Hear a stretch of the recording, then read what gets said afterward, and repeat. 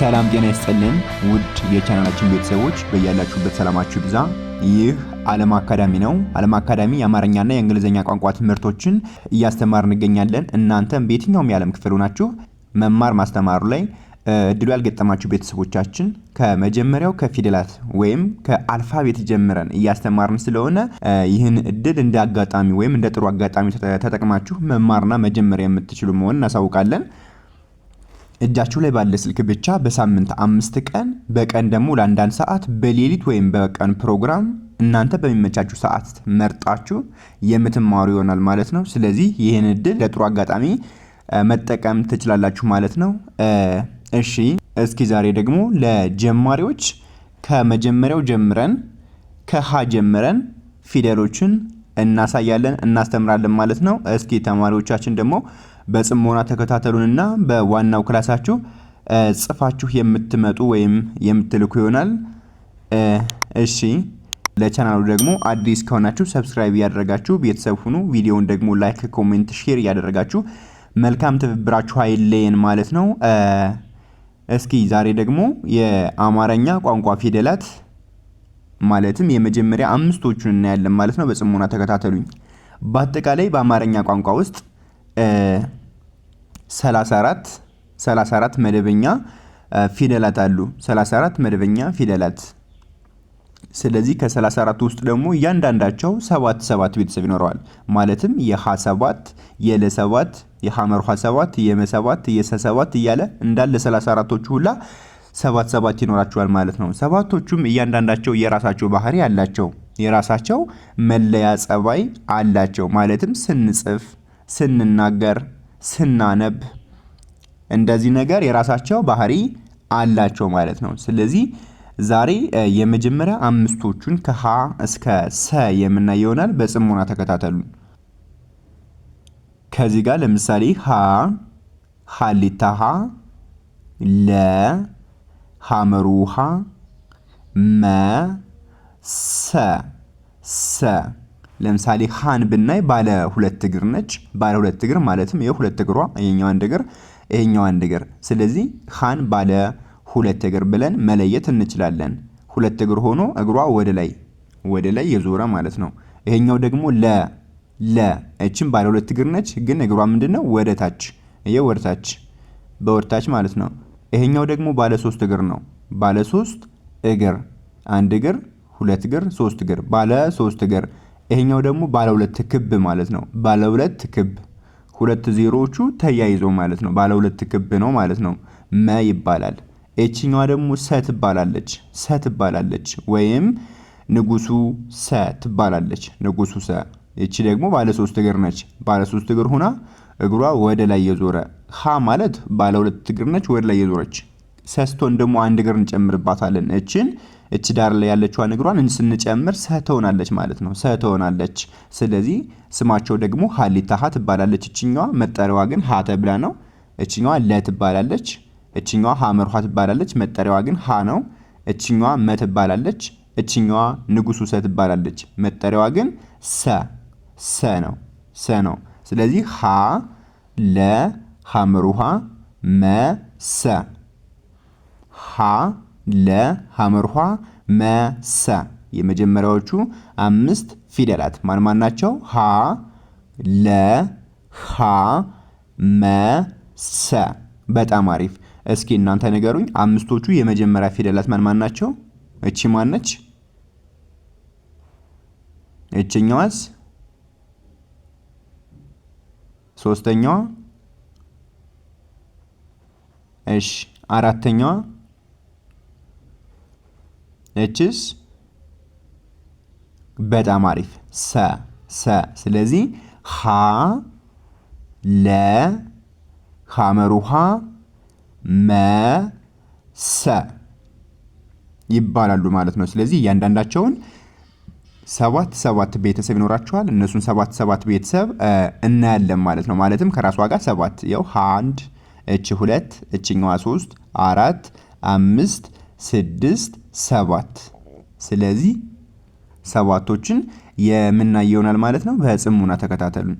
ለምሳሌ እቺ ሀ ትባላለች። የአማርኛ ቋንቋ የመጀመሪያዋ ፊደል ሃ ለምሳሌ ሰምታችሁ ከሆነ ከሃ እስከ ፐ ነው ምነግርህ ይባላል። የሆነ ነገር በጣም እነግርሃለሁ ለማለት ከሃ እስከ ፐ ነው ምነግርህ ማለት ሃ መጀመሪያ ነው፣ ፐ መጨረሻ ነው። ስለዚህ ከመጀመሪያው እስከ መጨረሻው አስረዳሃለሁ ይላል አንዳንድ ሰው። ስለዚህ ምን ለማለት ፈልጎ ነው? ሃ ማለት የመጀመሪያ ማለት ነው። ፐ ማለት ደግሞ 34ኛው ፊደል ነው። ከመጀመሪያው እስከ 34ኛው ከሃ እስከ ፐ ማለት ነው። ስለዚህ የመጀመሪያዋ ሃ ትባላለች። ሃሊታ ሃ የምትጠራው ግን ሃ ተብላ ነው። ሃ ተብላ ነው። ስለዚህ እችን ሃ እንላታለን። ወደ ላይ የዞረ ማለት ነው። ሁለት እግሯ ወደ ላይ የዞረ እንዳለ የመጀመሪያ ፊደሎችን ብታያቸው ምንም የላቸውም። ቀለበት የላቸውም። ጫማ የላቸውም።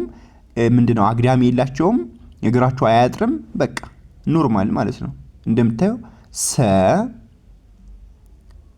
መ ሐመርኋ ለሃ እግራቸው እኩል ነው። እንደ ሁለተኞቹ አግዳሚ የላቸውም። እንደ ሶስተኛዎቹ ጫማ የላቸውም። እንደ አራተኛዎቹ አንድ እግራቸው አያጥርም። እንደ አምስተኛዎቹ ቀለበት የላቸውም። በቃ እግራቸው እኩል ነው። ቀለበት የላቸውም። አግዳሚ የላቸውም። ጫማ መሰል ቅርጽ የላቸውም። እግራቸው አያጥርም። በቃ እንደዚህ ከሆነ የመጀመሪያ ፊደሎች ናቸው። ስለዚህ እያንዳንዳቸው እናያለን ማለት ነው። እችኛዋ ሃ ትባላለች። የመጀመሪያ ፊደል የሃ ቤተሰብ የመጀመሪያዋ ፊደል ሃ ትባላለች። ከ34 ውስጥም የመጀመሪያዋ ፊደል ነች ሃ። እችኛዋ ደግሞ ሁ ትባላለች። ሁ የምትባለው እንዴት ነው? የመጀመሪያዋን ሃ ጽፈን ምን ነው የምናደርገው? እዚህ ጋር ጎን አግዳሚ ማለት ነው። እዚህ ላይ ትንሽ አግዳሚ ስናደርግባት ሁለተኛ ትሆናለች። ምክንያቱም ሌላ ሁለተኛ የሚመስል ፊደል የለም። ሌላ ጎን ላይ አግዳሚ ያለው ፊደል የለም። እንደምታዩት ከሰባቶቹ ሁሉ ጎን ላይ አግዳሚ ያለው የለም። የራሷ ባህሪ ነው ማለት ነው። ከሰባቶቹ ውስጥ የራሷ ባህሪ ምንድነው? ጎን ላይ አግዳሚ መኖሯ ነው። ስለዚህ ስሟ ደግሞ ማን ይባላል? ሁ ሃ የመጀመሪያ፣ ሁ ሁለተኛ፣ ሁለተኛ። ስለዚህ ሃ ብለን ሁ እንላለን። ሃ ብለን ሁ እንላለን። ሶስተኛ ደግሞ ሂ እንላለን። ሂ ማለት በቀኝ በኩል ያለው እግሯ ይሄኛው ማለት ነው። ይሄኛው ይረዝማል። ስሟ ደግሞ ሂ ይባላል። ከዛ ይሄኛው ቀኝ እግሯ ከረዘመ በኋላ ጫማ መሰል ቅርጽ ወደ ቀኝ የዞረ ጫማ መሰል ቅርጽ ታች ላይ እግሯ ላይ ነው። ይሄ ሁለተኛው ጎን ላይ ነበረ። ሶስተኛው ግና እግሯም ይረዝማል፣ ቀኝ እግሯ ማለት ነው። ጫማም ይኖራታል ማለት ነው። በዚህ በኩል ጫማ ይኖራታል። ስለዚህ ጫማ ያለው እንደምታዩት ከሰባቶች ውስጥ የለም። ስለዚህ የኔ ሶስተኛዋ ነች ማለት ነው። ስሟ ደግሞ ሂ ይባላል። ለምሳሌ ሂ ስንል ስሟ አልያዝ ካላችሁ ሂ ብለን ሂክማ፣ ሂደት፣ ሂሩት በዚህ መልኩ ማያዝ ትችላላችሁ። ስለዚህ ስንታየነ? ሶስት አየነ ማለት ነው። ማንን? ሃን፣ ሁን፣ ሂ። ሃ፣ ሁ፣ ሂ። ሶስት አየነ። ሃ፣ ሁ፣ ሂ ከነ ድምጻቸው ከነ ስታይላቸው እንዴት እንደሚጻፉ ማለት ነው አይተናል። በኋላ ስጠይቃችሁ እንዳትረሱ።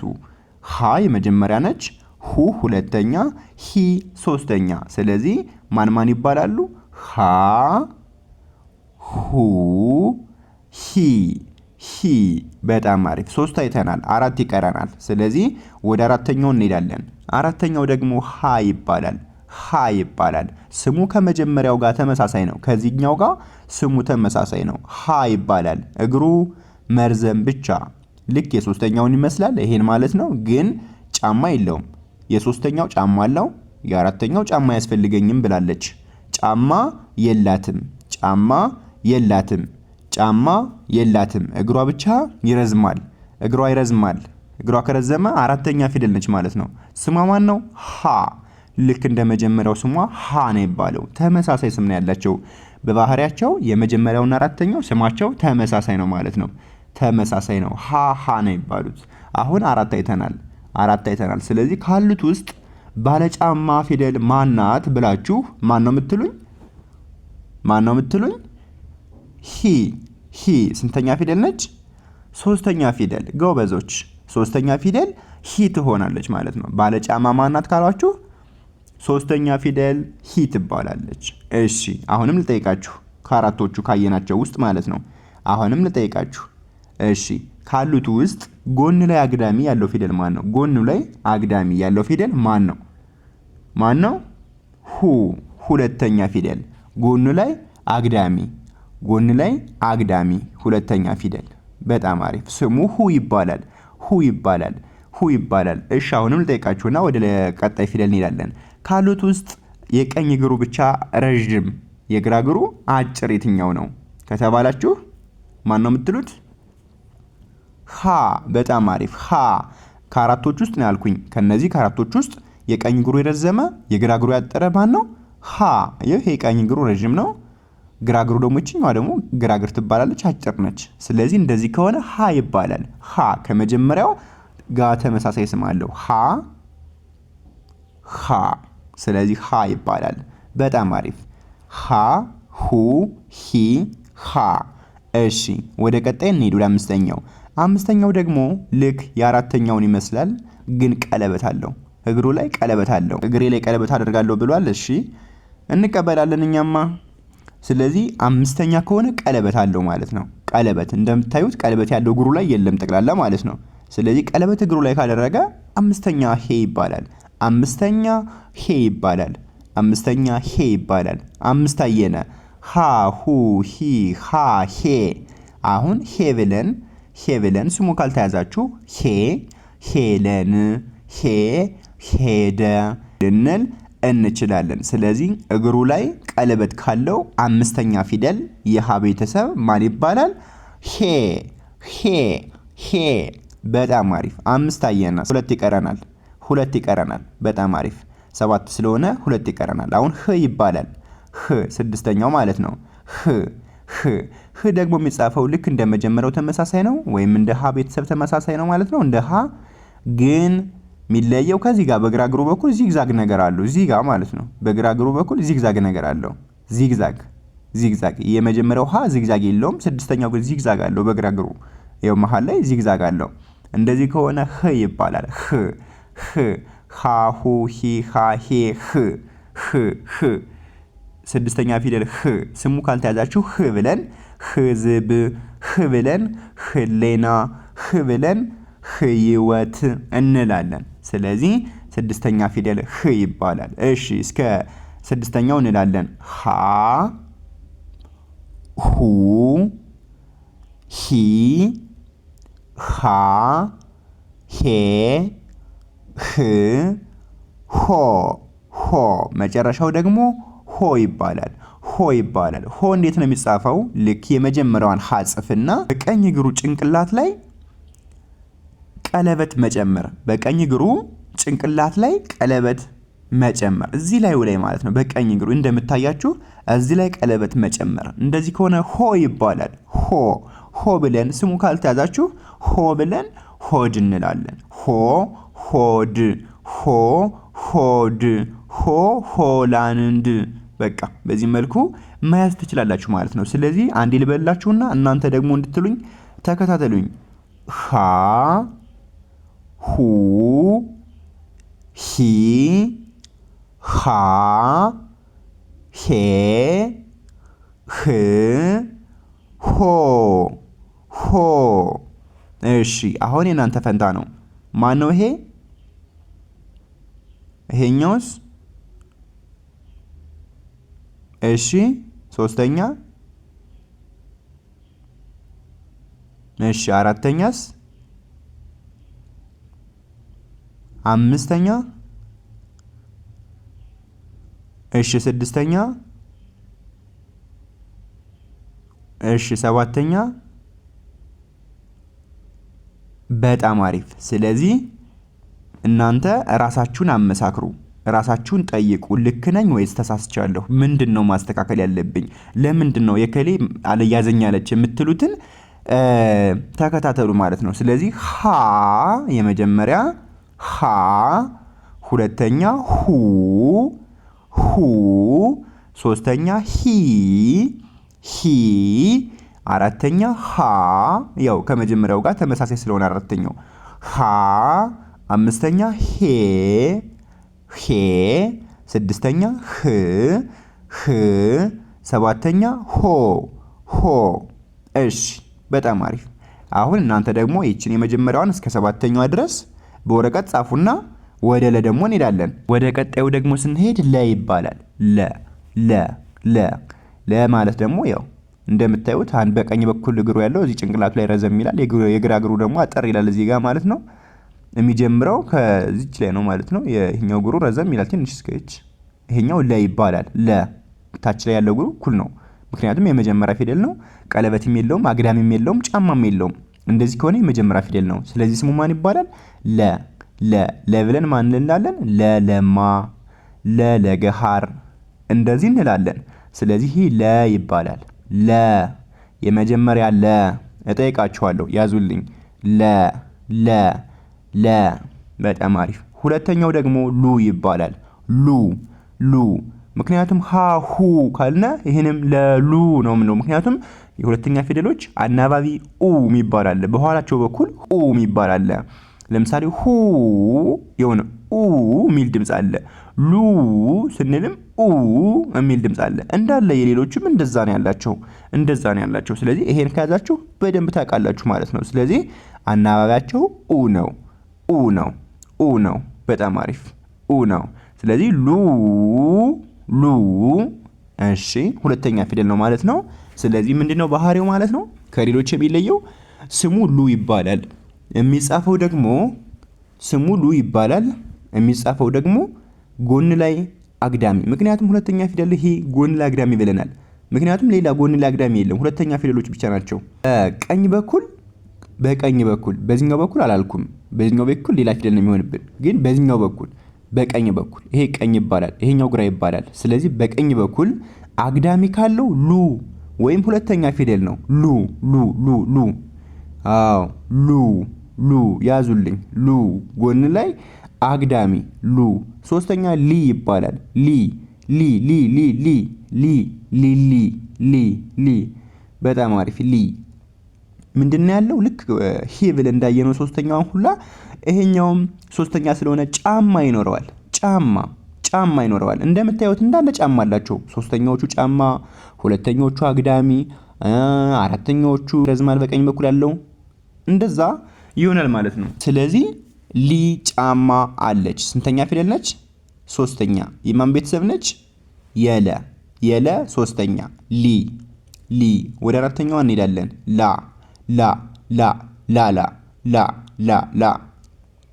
ምንድነው? አንድ እግሯ ረዥም ነው። አንድ እግሯ በቀኝ በኩል ይሄ ቀኝ ይባላል። ስለዚህ በዚህ በኩል ያለው እግሯ ረዥም ነው። ላ ይባላል። ልክ አራተኛውን ሀ እንዳየነው ሁሉ ይሄም ላ ይባላል። ምንድነው? የአራተኛ ፊደሎች አናባቢያቸው ማን ነው? አ። ምክንያቱም ሀ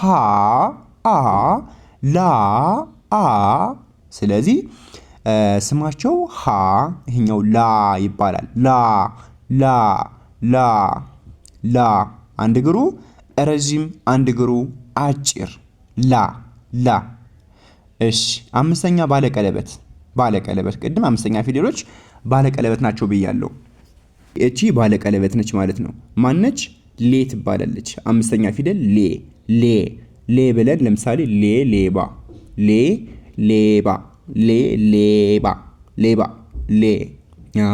ሌ ያዙልኝ በደንብ እጠይቃችኋለሁ። ሌ ባለቀለበት አምስተኛ ፊደል።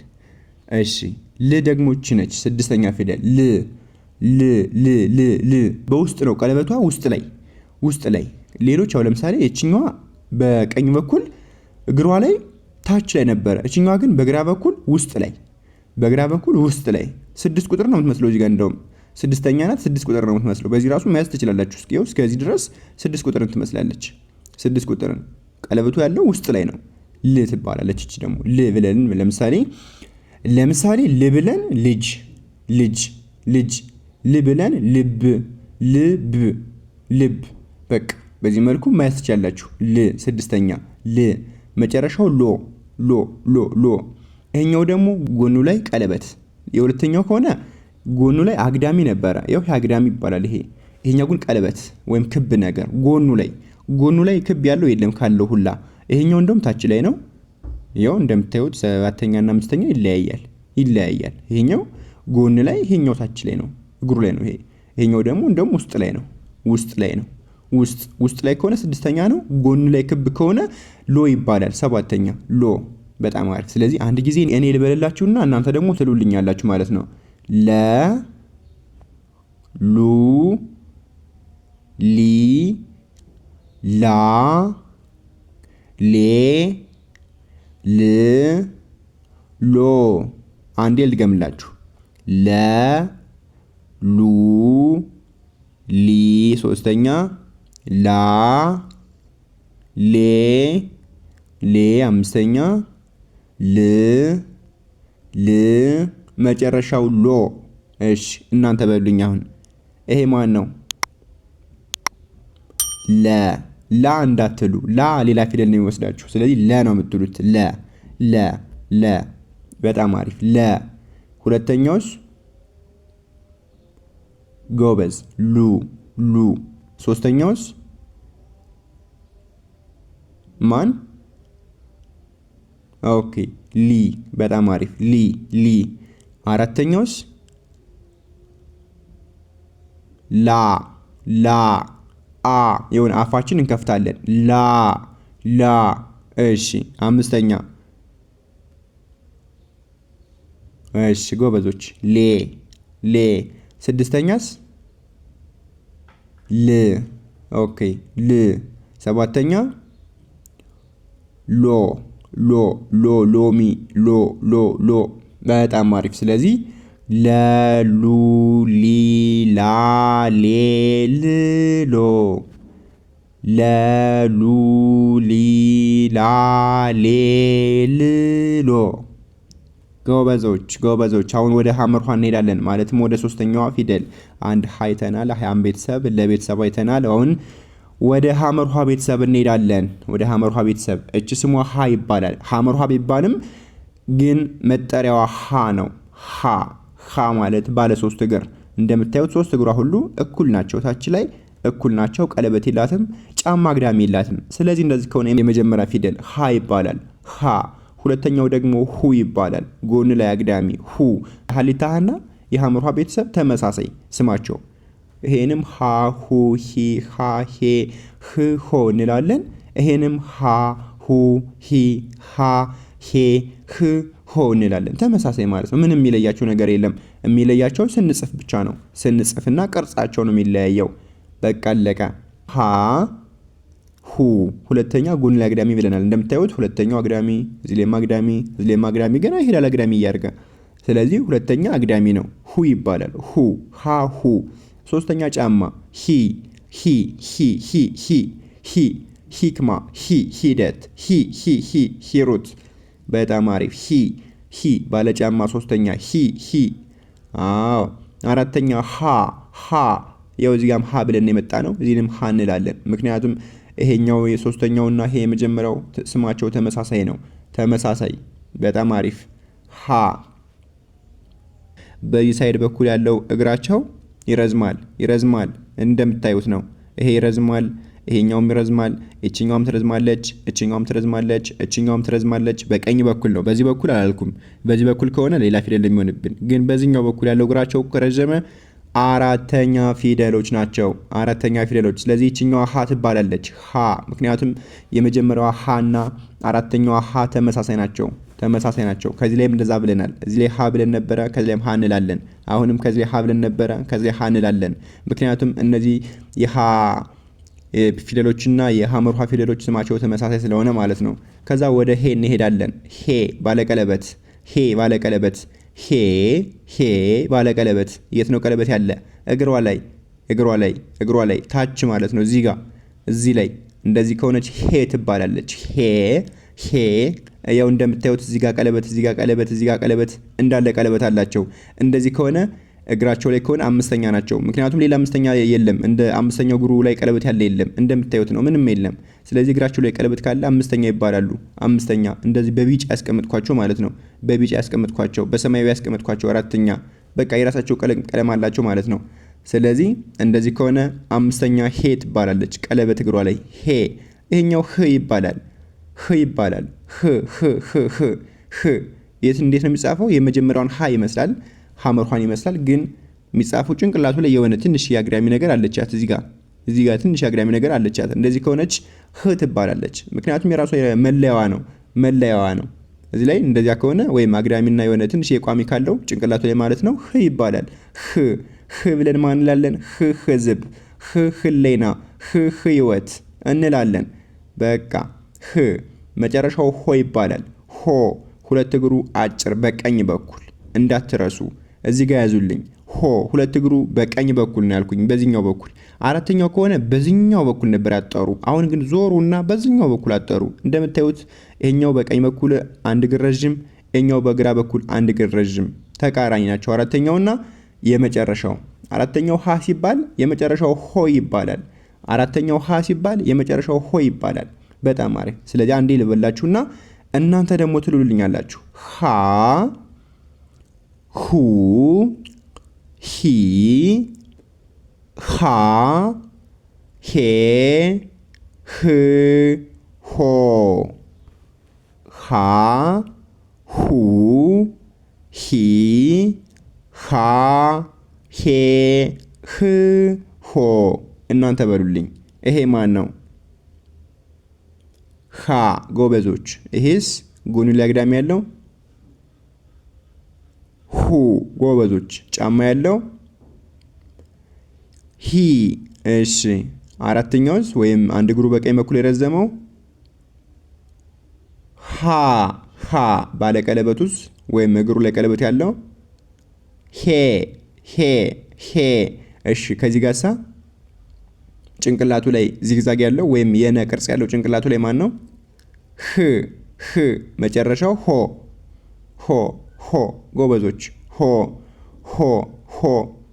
እሺ ሃ ሁ ሂ ሃ ሄ ህ ሆ። ሃ ሁ ሂ ሃ ሄ ህ ሆ መጨረሻው ማለት ነው። ጎበዞች ወደ መን እንሄዳለን። እቺ ደግሞ ሁለት ክብ ነች። ሁለት ክብ ወይ የመነጽር ቅርጽ ነው ያላት። የመነጽር ቅርጽ ማን ትባላለች? ስሟ የመጀመሪያዋ መ መንግስት፣ መራ፣ መሪ። በቃ በዚህ መልኩ እንዚህ ያለን ምንድነው? ቀለበት የላትም እዚህ ጋር፣ አግዳሚም የላትም፣ ጫማም የላትም እንዳየነው ማለት ነው። እንደዛ ከሆነች የመጀመሪያ ፊደል ናት መ። ይኸው በተመሳሳይ ከለር አስቀምጬላችኋለሁ የመጀመሪያዎቹን፣ ሁለተኛዎቹን በተመሳሳይ ከለር፣ ሶስተኛዎቹን በተመሳሳይ ከለር አስቀምጬላችኋለሁ። ተማሩበት፣ በደንብ ያግዛችኋል። በጣም አሪፍ ነው። እሺ ይሄን መ እንላለን። ይሄኛው ጎን ላይ አግዳሚ ነው፣ ሙ ይባላል። ሙ ጎን ላይ አግዳሚ። የመጀመሪያውን ይመስላል ግን የሚለየው ምንድነው? ጎን ላይ አግዳሚ ያለው። ጎን ላይ አግዳሚ እንደዚህ ከሆነ ሙ ይባላል። ሙ ለምሳሌ በሙ የሚጀምር ቃል ወይም ስም ንገሩ ብላችሁ ማን ትላላችሁ? ሙ ብለን ሙሐመድ፣ ሙስጠፋ፣ ሙዝ እንላለን። ስለዚህ ሙ ይባላል። ሶስተኛው ደግሞ ሚ ይባላል። ሶስተኛው ደግሞ ሚ ይባላል። ሚ ጫማ ያለው ማለት ነው። እንዳለ ጫማ አላቸው ሶስተኛዎቹ። ሚ በሚ የሚጀምር ደግሞ ስም ንገሩ ብላችሁ ሚራክል፣ ሚዛን፣ ሚራክል። በቃ በዚህ መልኩ ትይዛላችሁ። አራተኛ ማ ይባላል። ማ አፋችን ከፈት እንላለን። ማ አይዋ። ግን ምንድነው በዚህኛው በኩል ያለው እግሩ ምንድነው? ረጅም። ጎበዞች ረጅም ነው። በቀኝ በኩል ያለው አይደለ? አዎ በቀኝ በኩል ያለው ማን ይባላል? ማሚ። በቃ እንደዚህ መልኩ እንላለን። ማ በደንብ ያዙልኝ፣ እጠይቃችኋለሁ። እሺ ይሄኛውስ? ሜ ቀለበት አለው አይደለ እግሩ ላይ? ምክንያቱም አምስተኛ ነው። አምስተኛ ከሆነ ደግሞ ቀለበት አለው። ያው ቀይ ቀለበት እዚህ ጋር እንዳለ እንደምታዩቸው አምስተኛዎቹ ቀለበት አላቸው እንደምታዩቸው ማለት ነው። አምስተኛ ፊደል እግሩ ላይ ቀለበት፣ እጁ ላይ አላልኩም፣ እግሩ ላይ እጅ የለውም እግር ነው ያለው። ስለዚህ ሜ ይባላል። ሜ በጣም አሪፍ። ም ይባላል። ይሄ ደግሞ ምንድነው? የመጀመሪያውን መ ይመስላል፣ ግን በግራ እግሩ በኩል እዚህ ጋር ትንሽ እየሸፈፍ ያለ ነው። ወደ ግራ በኩል ወደ ቀኝ አላልኩም። ወደ ቀኝ ከሆነ ሌላ ነው ፊደል ነው የሚሆንብን። ወደ ግራ በኩል እንደዚህ፣ ይሄኛው ግራ ይባላል። በዚህ በኩል ያለው ቀኝ ይባላል። ቀኝ ይባላል። መቼም ይሄኛውን ግራ ይሄኛውን ቀኝ አንልም። ምክንያቱም እኛ እንኳን የምንጽፈው ወደ ቀኝ ከግራ ወደ ቀኝ ነው አይደለ? ወይም ከዚህኛው እንደዚህ ነው የመጣ ነው አይደለ? ስለዚህ ቀኝ ማለት ይሄኛው ነው ማለት ነው። መጨረሻው ይሄኛው ቀኝ ይባላል፣ ይሄኛው ግራ ይባላል። ስለዚህ ወደ ግራ በኩል ሸፈፍ ካለ ም ይባላል። ም ምስጋና፣ ምን ተስኖት እንላለን። መጨረሻው ሞ ይባላል። ሞ ደግሞ የሚጻፈው የመጀመሪያውን መ ይመስልና እዚህ ጋር ግራ እግሩ ላይ ወይም ግራ ዜሮ ወይም ግራ ቀለበቱ ላይ እንደዚህ ቋሚ መስመር፣ ትንሽዬ ቋሚ መስመር እናረጋለን። እዚህ ጋር ቋሚ መስመር ሞ ይባላል። ይሄኛው ገደም ብሏል እንዳይመሳሰልባችሁ። ይሄኛው ገደም ብሏል፣ ይሄኛው ቀጥ ያለ ነው። ቀጥ ያለው ሞ ይባላል። ይሄኛው ግን ም ይባላል። ሞ። በጣም አሪፍ። አሁን እናንተ ትሉኛላችሁ ማን ነው ይሄ? መ። ጎበዝ። ሁለተኛውስ? ሙ። ሶስተኛውስ? ሚ። አራተኛውስ? ማ። አምስተኛውስ? ሜ። ጎበዝ። ስድስተኛ? አሪፍ። መጨረሻውሳ? ሞ። እሺ። ስለዚህ መሙ፣ ሚማ፣ ሜም፣ ሞ እንላለን። ጎበዝ። ወደ መጨረሻው እንሄዳለን እና ክላሳችን እንጨርስ። ስሟ ማን ነው? ንጉሱ ሰ ትባላለች። ሌላ ሳቱ ሰም ትባላለች። በቀጣይ ቪዲዮ እናያለን። ስለዚህ እቺ ደግሞ ሰ ትባላለች። ግን መጠሪያዋ ማን ነው? ንጉሱ ሰ። ምንድነው ንጉሱ ሰ የምትባለው? እግሯ ወደ ላይ ዞረዋል። 3 እግሮቿ ማለት ነው። ንጉሱ ሰ 3 እግሮቿ እንዳለ ወደ ላይ ዞረዋል። ሰ ትባላለች። ሰ ሀ የምትባሏ ባለ 2 እግር ነበረች። ሰ ግን ባለ 3 እግር ነች። ያዙልኝ እዚህ ጋር ባለ 3 እግር ሰ የመጀመሪያዋ። ሁለተኛው ሱ ምንድነው? ጎን ላይ አግዳሚ እንዳያችሁት ይሄኛው ጎን ላይ አግዳሚ ነው ያለው ሁለተኛ ፊደል ስለሆነ ማለት ነው። እንዳለ ከሁ እስከ ሱ ማለት ነው። ሱሪ። አዎ ሱ። ሶስተኛ ሲ ጫማ ነው ያላት ሶስተኛ ፊደል ሲ። አዎ አራተኛ ሳ አፋችን ከፍታለን በአራተኛ ፊደሎች። ለምን? ሀ ላ ሀ ማ ሀ እንከፍታለን። ብታዩት ሞክሩት። ስለዚህ ይሄ አራተኛው ሳ ይባላል። ሴ ስንተኛ ነው? አምስተኛ። ሴ በጣም አሪፍ። ሴ ቀለበት አለው ማለት ነው እግሩ ላይ። ስንተኛ ስለሆነ? አምስተኛ ስለሆነ በቢጫ የተጻፍኩት ማለት ነው። ከላይ እስከታች ቀለበት አለው። ሴ። ስድስተኛ ስ ደግሞ ከግራ እግሩ ይነሳል። እንደዚህ ትንሽ ሸፈፍ ያለ ነገር ከግራ እግሩ ይነሳል። ጫፍ ላይ ነው። የመጨረሻው ከሆነ መሃል ላይ ነው። ይሄ ግን ጫፍ ላይ ነው። ጫፍ ላይ ልክ ም ሁላ ወደ ግራ እንደዞረ ሁላ ስድስተኛ ስለሆነ ስም ወደዚህ ይዞራል ወደ ግራ። ስጋ መጨረሻው ሶ መሃል ላይ ይነሳል ማለት ነው። መሃል ላይ እዚህ ጋር መሃል ላይ ይነሳል። ሶ በጣም አሪፍ። ስለዚህ አንዴ ልበላችሁና እንጨርስ። ሱ ሲ ሳ ሴ ሶ። እሺ አንዴ በሉልኝ። ጎበዝ። ሱ ሲ። አሪፍ ቀጥሉ፣ በርቱ። እችስ ሳ ጎበዞች። አምስተኛ ሴ። ስድስተኛስ ስ በጣም አሪፍ ነው። መጨረሻው ማን ነው? ሶ በጣም አሪፍ። ስለዚህ እንዳለ የመጀመሪያዎቹ እንዳልቀ የራሳቸውን ቀለም አድርጌላችኋለሁ። ይሄንም ሁለተኛ አድርጌላችኋለሁ። ቅርጻቸውም ተመሳሳይ ነው። ሶስተኛም አድርጌላችኋለሁ። አራተኛ ሁላ፣ አምስተኛ፣ ስድስተኛ፣ ሰባተኛ በቀለም ለይቼላችኋለሁ። በደንብ ተከታተሉበት። በደንብ እንዳስተማርኳችሁ እርግጠኛ ነኝ። በደንብ እንደሚገባችሁም ተስፋ አደርጋለሁ። ስለዚህ በዚህ መልኩ በዋናው ክላሳችን እንማራለን። ደውሉልን፣ ብቁ ትሆናላችሁ። ብቁ እናደርጋችኋለን። ምንም የሚከብድ ነገር የለውም። ባላችሁበት ሆናችሁ በእጃችሁ ላይ በሚገኝ ስልክ ብቻ ተማሩ። ምክንያቱም ታውቃላችሁ በፊት ቤተሰቦቻችን ነበር የምንቆጣ። አሁን ቢያስተምሩ ኑሮ ምናምን እንላለን። እነሱን ነው ምንድነው ተወቃሽ የምናደርጋቸው። ግን ዛሬ ይሄ ቻንስ ያልፋችሁ ደግሞ ተወቃሽ የምትሆኑት ማን ነው? እራሳችሁ ናችሁ። ምክንያቱም ቻንሱ መጥቶላችኋል፣ አትጠቀሙበትም። ምትቀጡ ወይም እንትን የምትሉ እናንተ ናችሁ። በቃ አለቀ እንዴ።